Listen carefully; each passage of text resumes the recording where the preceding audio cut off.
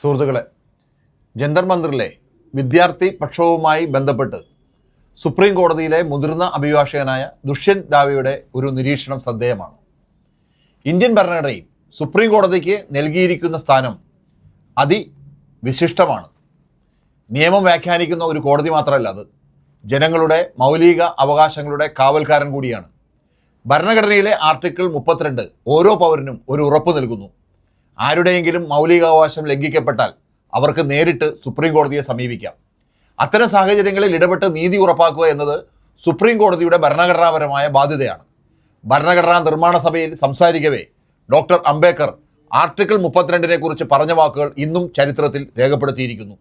ഈ ഭരണഘടനയിലെ ഏറ്റവും പ്രധാനപ്പെട്ട വകുപ്പ് ഏതാണെന്ന് ചോദിച്ചാൽ ഞാൻ മറ്റൊന്നും പറയില്ല, ആർട്ടിക്കിൾ 32 തന്നെയാണ് ഭരണഘടനയുടെ ആത്മാവും ഹൃദയവും. എന്നാൽ ഇന്ന് ഒരു വലിയ ചോദ്യം ഉയരുകയാണ്.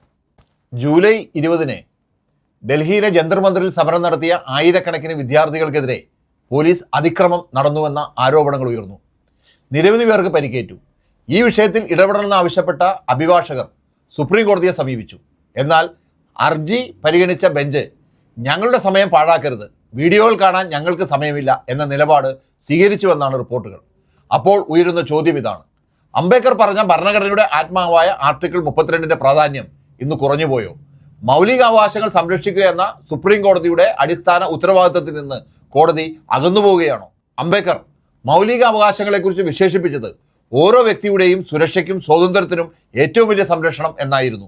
അദ്ദേഹം മറ്റൊരു കാര്യം കൂടി പറഞ്ഞിരുന്നു: മൗലിക അവകാശങ്ങൾ ഓരോ പൗരനും ആവശ്യപ്പെടാൻ കഴിയണം. അതുപോലെ സർക്കാരടക്കം എല്ലാ അധികാര സ്ഥാപനങ്ങൾക്കും അവ നിർബന്ധമായും ബാധകമായിരിക്കണം. സുപ്രീം കോടതി തന്നെ പല ചരിത്രവിധികളിലും ഈ നിലപാട് സ്വീകരിച്ചിട്ടുണ്ട്. 1950 റോമേഷ് താപ്പർ കേസിൽ മൗലികാവകാശങ്ങൾ ലംഘിക്കപ്പെട്ടാൽ സർക്കാർ ലക്ഷ്യം എത്ര നല്ലതായാലും കോടതി ഇടപെടണമെന്ന് വ്യക്തമാക്കി. 1961 ദ്യാരാവോ കേസിലും അതേ തത്വം ആവർത്തിച്ചു. പൊതു താൽപര്യ ഹർജികളുടെ കാര്യത്തിലും പോലും ജനങ്ങളുടെ അവകാശങ്ങൾ ലംഘിക്കപ്പെടുന്നുവെന്ന് അറിഞ്ഞാൽ സാങ്കേതിക തടസ്സങ്ങൾ മാറ്റിവെച്ച് കോടതി ഇടപെടണമെന്ന് സുപ്രീം കോടതി തന്നെ നിരവധി വിധികളിൽ പറഞ്ഞിട്ടുണ്ട്. അതേസമയം കോടതിയുമായി ബന്ധപ്പെട്ട സംഭവങ്ങളിൽ സുപ്രീം കോടതി വളരെ വേഗത്തിൽ ഇടപെട്ട ചരിത്രവും നമുക്ക് മുന്നിലുണ്ട്. 1991 ഒരു മജിസ്ട്രേറ്റിനെ പോലീസ് മോശമായി പെരുമാറിയപ്പോൾ സുപ്രീം കോടതി ഉടൻ ഇടപെട്ടു. കോടതി അലക്ഷ്യ നടപടി തുടങ്ങി. പോലീസ് ഉദ്യോഗസ്ഥരെ സസ്പെൻഡ് ചെയ്യാൻ വരെ നിർദ്ദേശിച്ചു.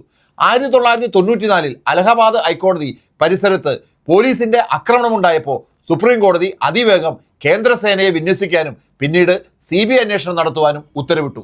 ഇത്തരം ഉദാഹരണങ്ങൾ ചൂണ്ടിക്കാട്ടി വിമർശകർ ചോദിക്കുന്നത് ഒരു കാര്യമാണ്: കോടതി സ്വന്തം സ്ഥാപനത്തിൻ്റെ സുരക്ഷയുടെ കാര്യത്തിൽ അതിവേഗം ഇടപെടുന്നുവെങ്കിൽ ആയിരക്കണക്കിന് വിദ്യാർത്ഥികൾ മൗലിക അവകാശ ലംഘനം ആരോപിക്കുമ്പോൾ എന്തുകൊണ്ട് അതേ അടിയന്തരത കാണുന്നില്ല?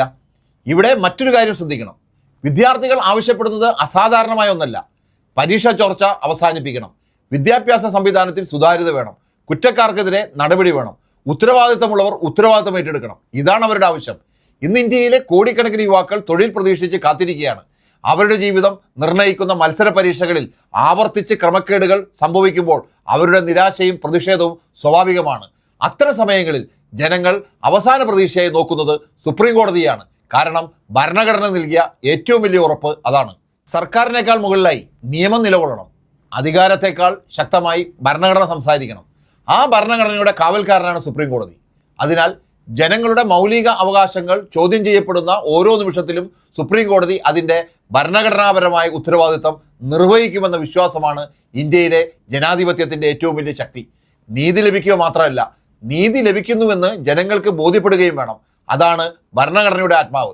അതാണ് ഡോക്ടർ BR അംബേദ്കർ നമ്മെ പഠിപ്പിച്ച ജനാധിപത്യത്തിൻ്റെ യഥാർത്ഥ അർത്ഥം.